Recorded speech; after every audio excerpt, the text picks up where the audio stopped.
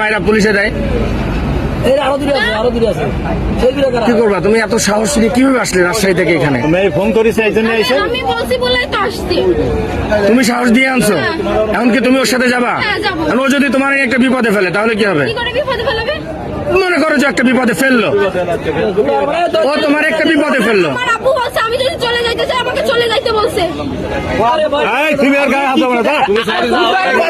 এখন আমি যা বলছি আমি আর দেবো না, দেবো না, দেবো না, দেবো না। আমি যাবো না।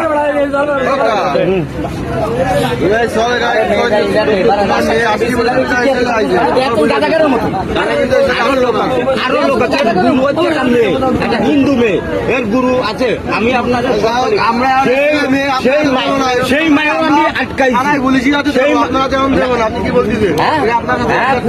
না না, প্রশাসনের বাইরে দেওয়া যাবে না। তোমরা একটু এদিকে আসো, আমার সাথে আসো।